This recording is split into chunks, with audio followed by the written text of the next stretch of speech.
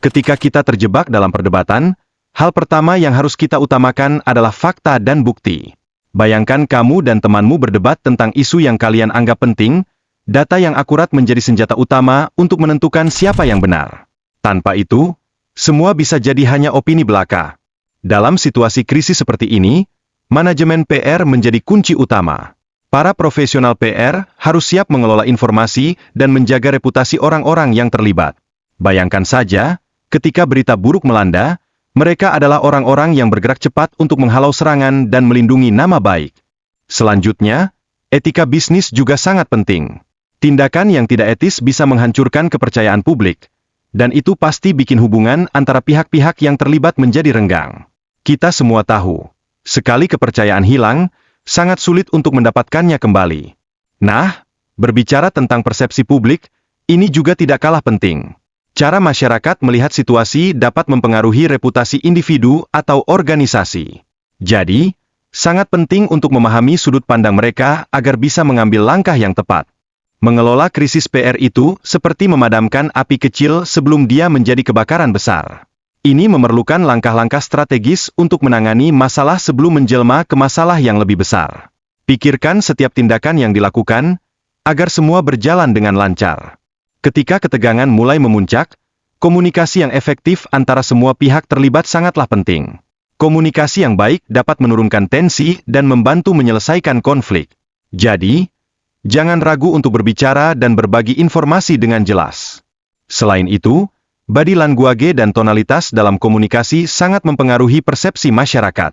Ingat, cara kita berbicara dan berperilaku bisa membawa pesan yang berbeda.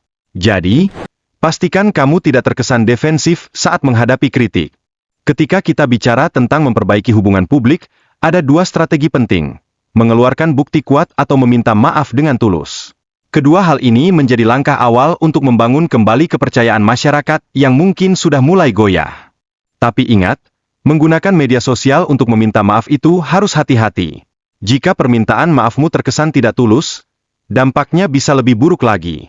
Jadi, pikirkan baik-baik sebelum memposting. Sebelum merespons dalam situasi krisis, analisis situasi sangat diperlukan agar tidak merusak reputasi. Kita semua tahu, tindakan gegabah bisa berdampak negatif bagi kepercayaan masyarakat.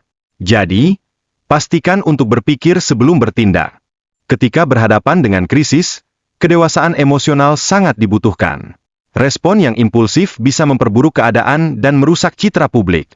Kita harus belajar untuk tetap tenang dan berpikir jernih di saat-saat sulit. Etika bisnis jadi sorotan utama, terutama ketika menyangkut transparansi dalam penjualan. Jika tidak, bisa menimbulkan masalah hukum dan merusak kepercayaan konsumen. Inilah mengapa sangat penting untuk bersikap transparan dan jujur. Mari kita lihat profesi seperti kedokteran yang seharusnya mengutamakan kepentingan masyarakat. Profesi ini sering dihadapkan pada dilema etika, dan penting bagi mereka untuk mengutamakan bantuan dan penyembuhan terhadap pasien. Namun, kita juga harus waspada terhadap manipulasi emosi masyarakat oleh pelaku bisnis. Dalam dunia pemasaran, seringkali mereka menggunakan taktik yang tidak etis untuk menjual produk.